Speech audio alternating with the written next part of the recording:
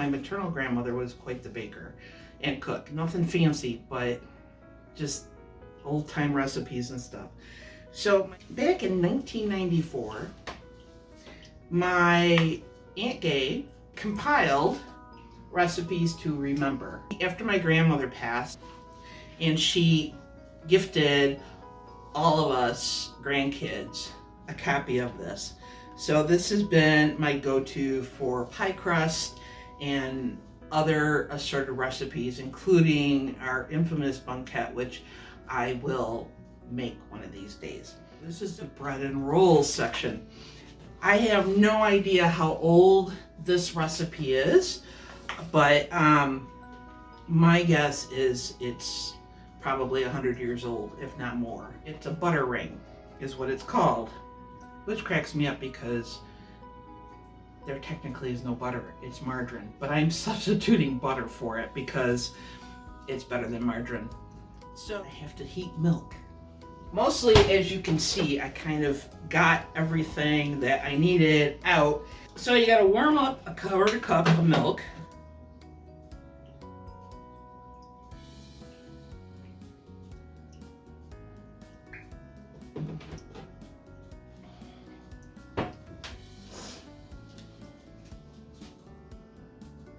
So while the milk is warming,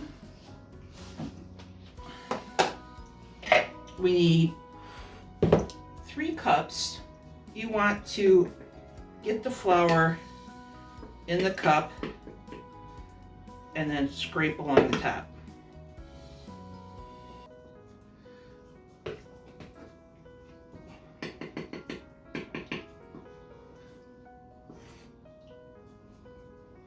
All right, into the milk goes, so the yeast goes in, and then 3 heaping teaspoons of sugar.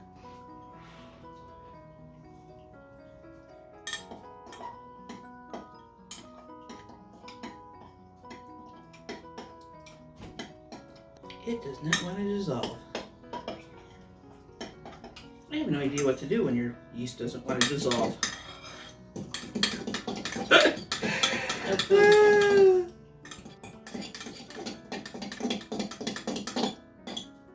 1 teaspoon of salt,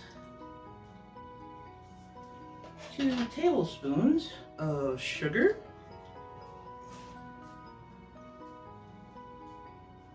and a half a cup.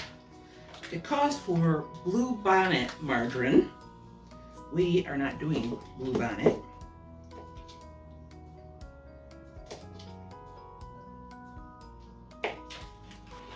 And then comes the fun part. So then you mix the butter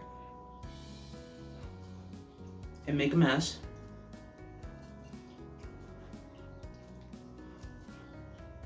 I've never mixed it with my hands before, but apparently this is the better way of mixing your butter and your flour, all your dry ingredients.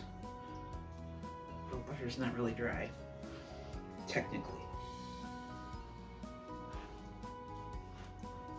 So then next, it takes 3 egg yolks.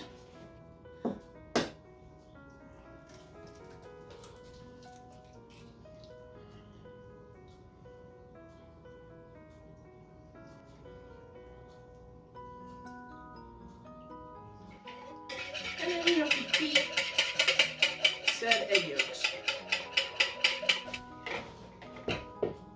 For a warm cup of evaporated milk.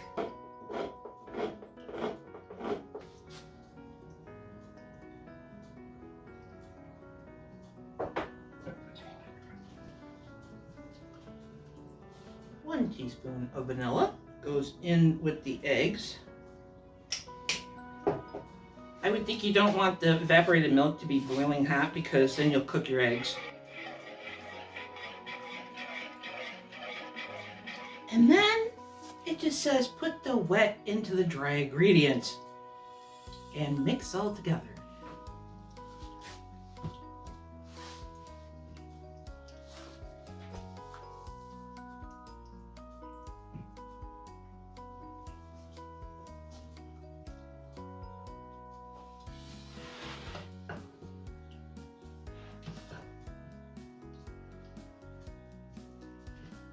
And I'm doing this by hand instead of a mixer because I just don't know how much, from watching all the baking shows and stuff, I know that yeast can be kind of temperamental. So I don't want to over mix it. It's rather sticky.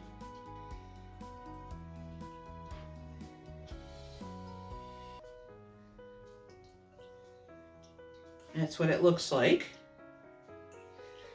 As best as I can. And now this goes in the refrigerator overnight. So, ta-da, until tomorrow.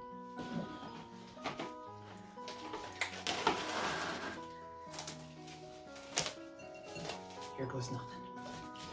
Hopefully this will work. The next day. We're back again. And today we're going to try to finish baking this bread. And it sat overnight, and it's a thing of beauty, I think. This is what it looks like. This has to be divided in 3 spots. So to get set up, you can make these round or you can make these straight. We're going for straight because, you know, I've never made this before. So what you want to do is run to your local market and buy Crisco because I didn't have any. So you're going to I take a paper towel. And you have to grease the whole baking sheet.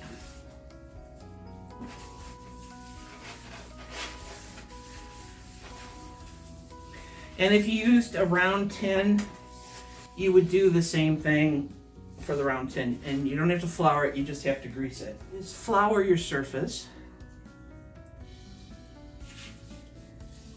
And you want to roll your rolling pin on it.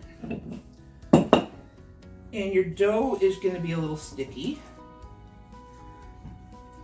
So basically, and this is where a digital kitchen scale would be handy. So you're going to make it into 3 mostly even pieces. Yeah, that looks about right. Set the 2 aside. Get it a little floured. And you are supposed to roll each part about 4 inches wide and about 8 to 12 inches long. So obviously you don't want it longer than your cookie sheet.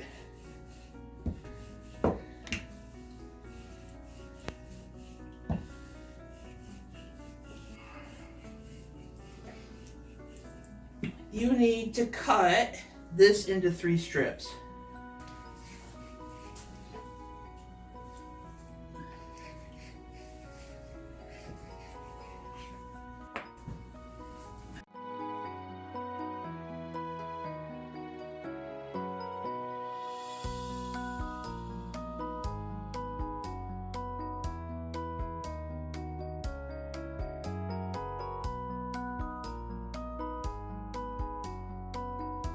Due to the fact that the recipe didn't tell us how long we had to set these out, we've been waiting on these to rise just a bit.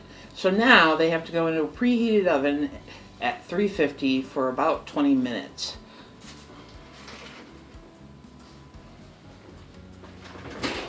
First batch in.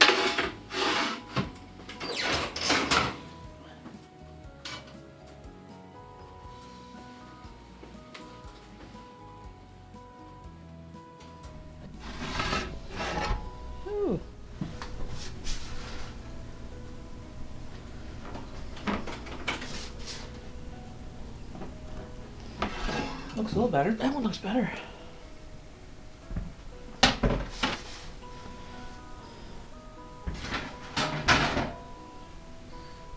Well, the upside is they didn't stick to the pan. I realized that I did the yeast wrong. So these are not risen as high as they should be. It's kind of, it looks like flatbread.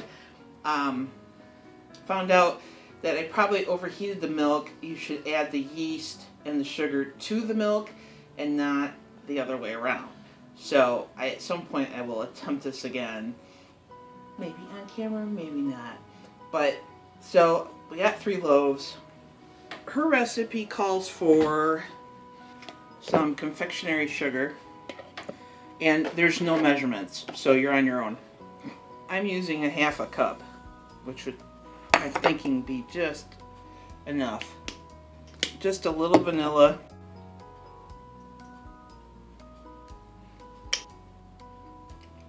And a little milk.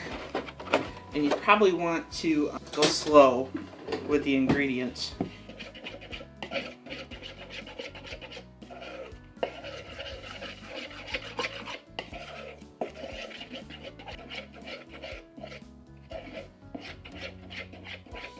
That actually is a pretty good consistency, I would think. So you ice these, and then you can use maraschino cherries that you cut up in half or whatever. That's how I remember her serving them. Or you can put cut up, chopped up pecans. So that's pretty much it. And we'll let you know what this tastes like.